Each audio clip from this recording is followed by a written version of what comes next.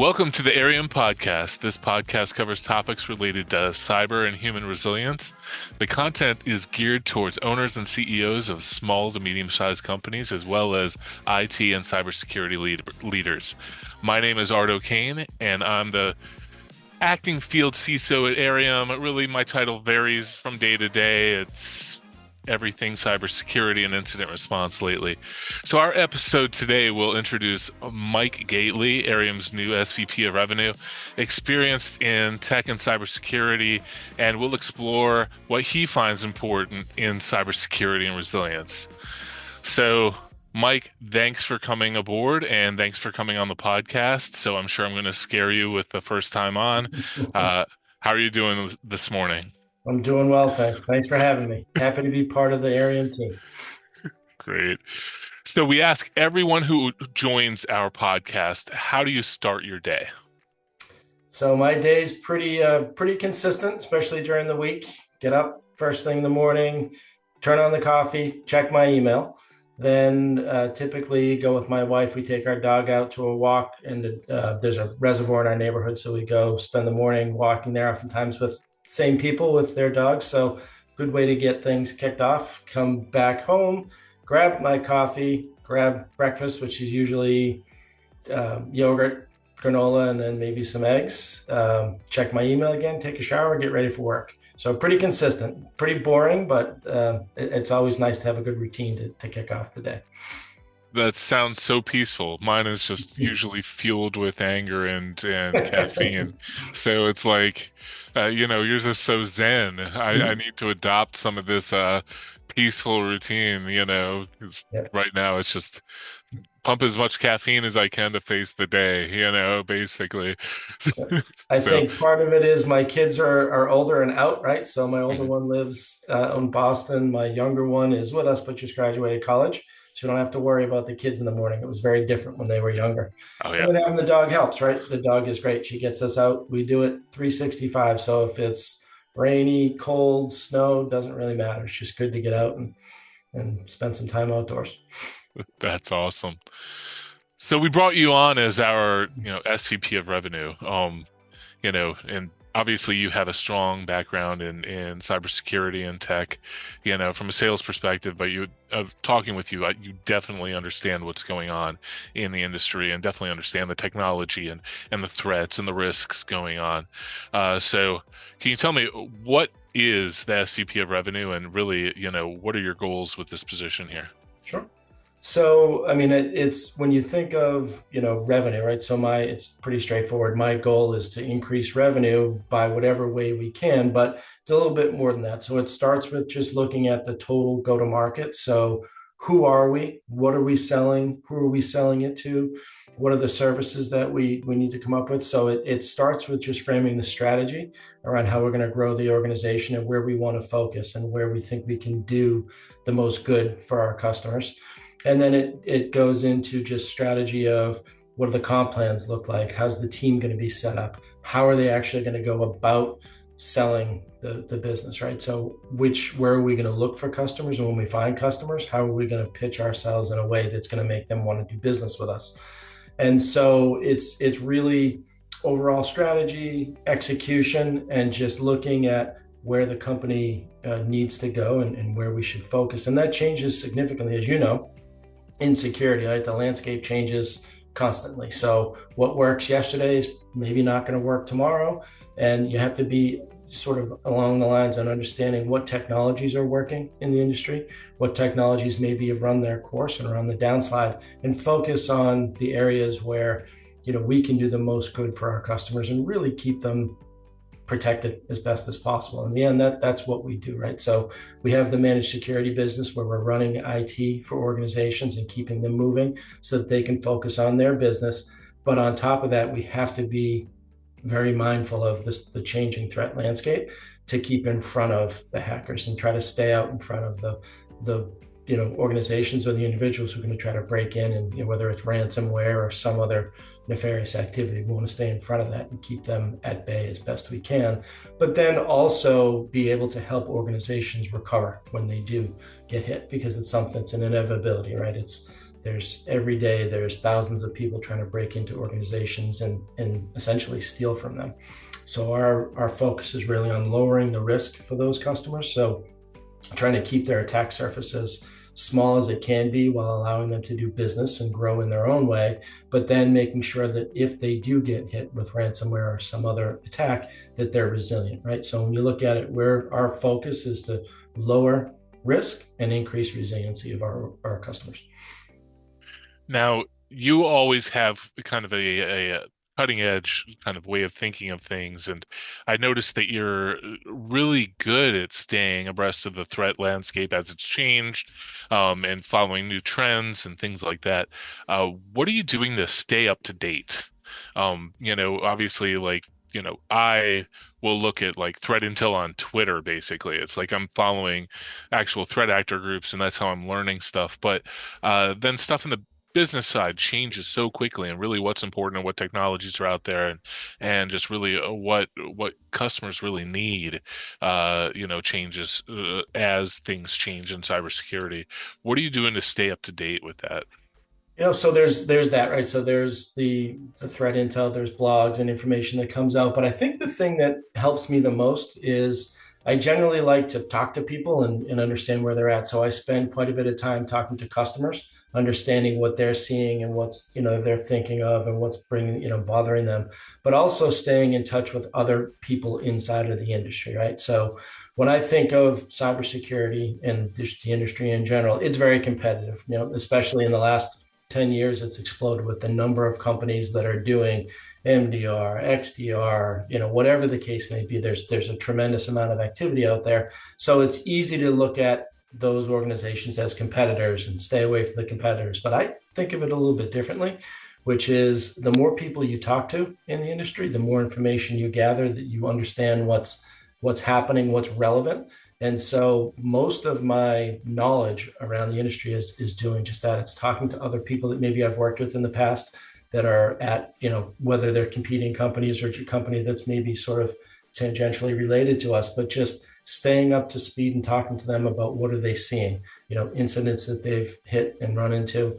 When you talk to people who do or spend their time in digital forensics or even in the recovery like we do, you learn a lot about how hackers got into the environment, what things they're looking for, what things they're seeing, and how it all works. So I try to spend a lot of time, each week and almost daily talking to other folks in the industry to understand what they're seeing. And then I'm not shy about telling them what I'm seeing as well. I mean, I think of it as, it really is sort of the good, which is all of the companies that are doing things like we're doing, and the evil, which is the attackers that are trying to break in and steal. So if you look at it that way and share your knowledge with others, they're pretty, willing to share it with you.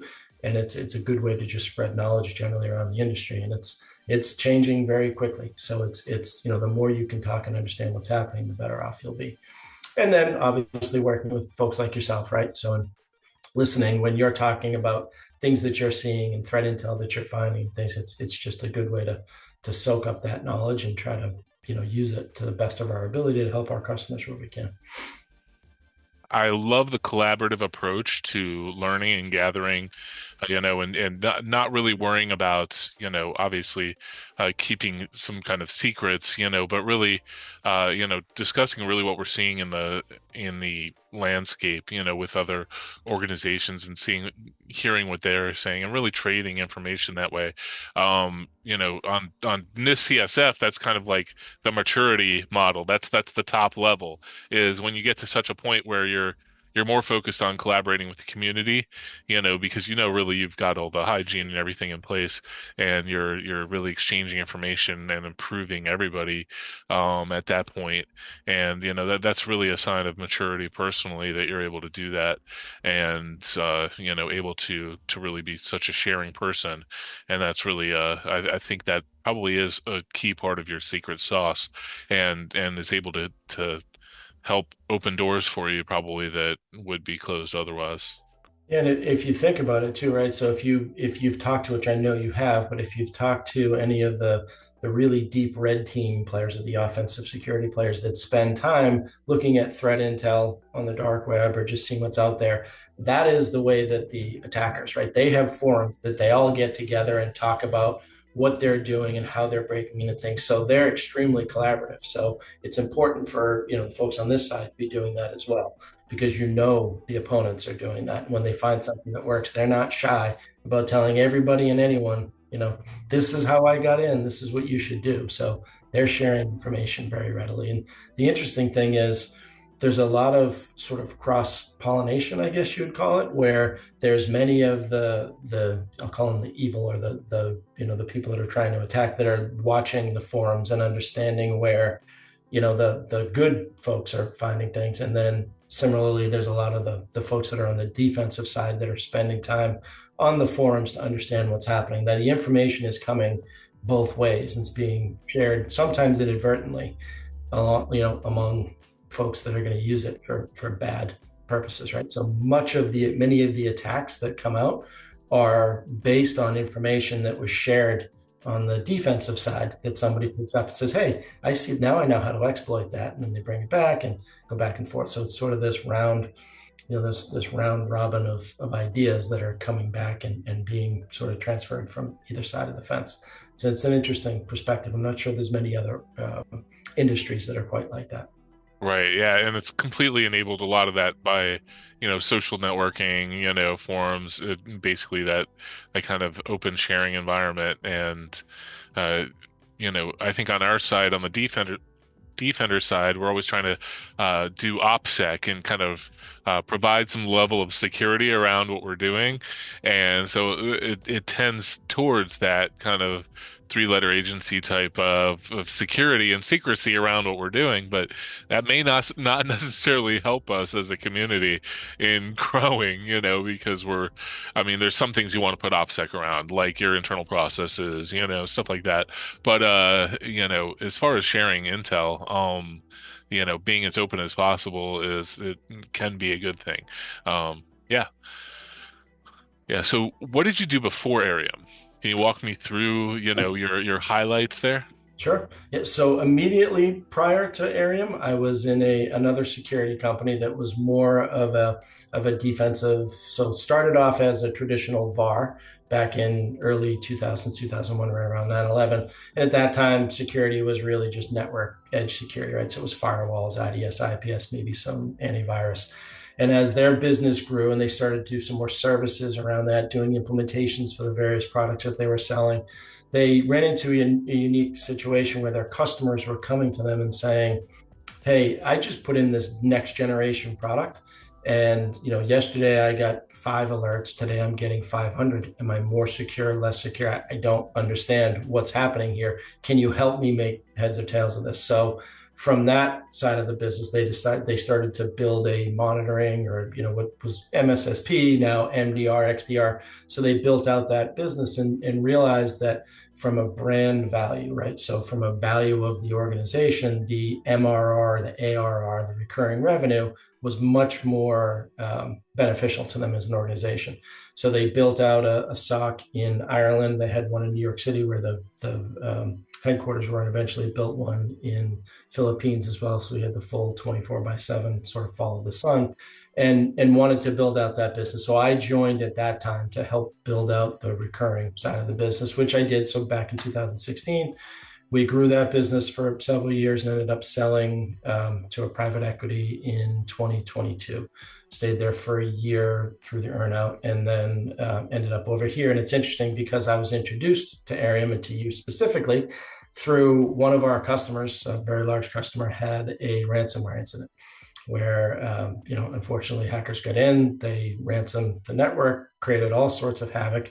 We brought in a partner of ours who happened to be a mutual partner of Airiam's to come in and help with the rebuild, and they chose Airiam to come in and rebuild the environment. So that's my first introduction to you guys here. Prior to that, though, I've been 25 years in the managed service in one way, shape, or form. I started right out of college at a bank. I went to school for finance and did about 9 months in that, and realized, it's not really where I want to stay long term. So I ended up at a software company that was doing securitization. So it had to do with the finance side of things, but it was more on the software side. And I was a consultant at that point. So doing implementations and then managing those implementations, as the customer on a monthly basis, had to do reporting and things. We managed that for them. And so I stayed in that side of things for quite a while. Focused on from that one into ERP, so doing managed services around ERP. ERP would be like the big Oracle, SAP, PeopleSoft. But I started with a company as a startup. I was the sixth employee there. Stayed there for about 10 years. We grew it fairly sizable, ended up selling out. So same thing, stayed through the acquisition and the earnout, and then moved off into other sort of small to mid-sized companies. And then ended up right before the company I was here, I was at Oracle. So I have both the small company startup and the very large. So for Oracle, I was in their managed security space, managed service space. So we did managed ERP for our various customers. And I was in sales at that point, had Canada down to North Carolina. So basically Northeast, Mid-Atlantic. And was there for a bit. Big company there's good things about it, challenging things about it, but I spent longer there than I thought I would. I spent about 8 years at Oracle and realized I needed to get to something a little bit smaller. It's just more my approach and my speed. So that's when I ended up at CipherTech, which was immediately prior to here. So long career in managed service, right? 25 plus years. Yeah. Myself dated a little bit, but it's been good. It's been an interesting journey for sure. Yeah, I feel like we're lucky to have such expertise on the team now. Yeah, and then looking forward to keeping working with you and your leadership. So outside of work, what do you like to do? So I like to do a lot of things. So I would say, it varies depending on the season of the year. So probably my favorite thing to do is snow ski. So we ski. I have a wife and two boys. Again, I mentioned that earlier on. So they're 22 and 24. So both out of college now. So paid my last college bill last January, which was nice. Exactly. But we ski quite a bit. So anywhere between 20 to 40 days a year, as much as we can, much as time allows. So in the winter, you can find me out skiing, being outside skiing, hiking. As I mentioned, we walk the dog every day. We do hike a fair amount. Where I live is just west of Boston.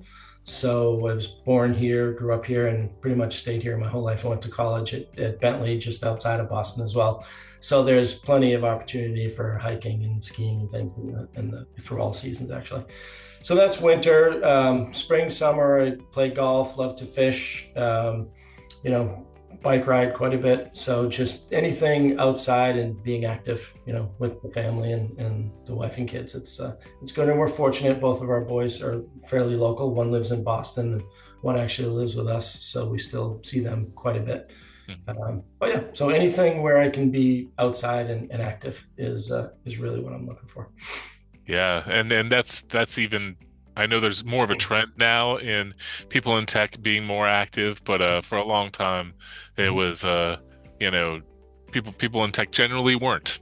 So it's a pretty sedentary job. So the fact that you've been so active is impressive, and I feel like I'm behind trying to catch up now and get there. So yeah, that's just something that I'm looking at you for inspiration there.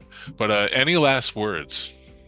Yeah, I think just again, thanks for having me on the podcast here, and I am excited to be part of Airiam. As I looked for what my next thing was going to be, and talked to many different customers or many different companies to figure out where I was going to go, there was a lot that I liked about Airiam. So I liked the background in the IR recovery with the MSP, with the security focus on top of that. I think it's very important when you're talking to organizations. Everyone talks about the what, right? What we do and what we do. We do this, we do that. But what I liked about Airiam was the why, right? So the why was really focused around, hey, we get involved in some of the nastiest, scariest, most terrible ransomware and other cyber attacks, in the world, many that you've seen and read about on the front pages. And through that, start to understand and see trends about how people are getting into these organizations, how they're breaking in, right? How the hackers are doing it. And it's not always because of bad security. In many cases, the security is actually pretty good, and that's how they caught it. But it's more along the lines of the front end. Maybe it's poor hygiene on the server side, right? Maybe they didn't patch something or didn't patch it quickly enough. Or maybe it's just a bad configuration, Office 365, right? There's a lot of implications when you start to move things to the cloud. It's very powerful and allows you to be nimble and do things quickly, but it does open you in many cases for, being attacked, right? So someone changes a configuration without really understanding what that does. So when we look at it, the why we do this is because we see so many, bad things happening on the back end. We can see how it can be prevented in the front end. So that to me rang true. It was positive. It just made a whole lot of sense that, having that knowledge from how these attacks occur and then what transpires when they occur, and being able to try to prevent it from the front end and or plan for, if it does happen, how can you recover quickly in the back end. That just sort of rang true to me from things that I've seen in the past. And I always tried to take that angle, and the fact that you're doing it is intriguing to me. And then the people that I met, right? So I met, from the board members to the senior execs to the others. It just, the attitude was right. It's, customer first. How do we help the customer? Which I firmly believe is the way to run a business, right?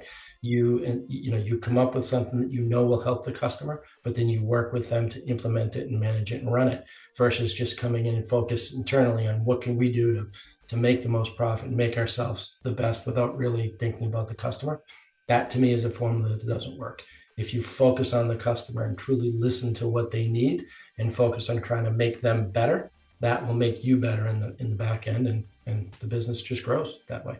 So I'm very happy to be here, and I'm looking forward to some success. There's a lot of work to be done. There's a lot of good things, but there's some processes and things that we can do to tighten up a little bit and become a little bit more repeatable and standardized. But it's a good business to be in, and I think there's a bright future for us. So I'm happy to be part of it.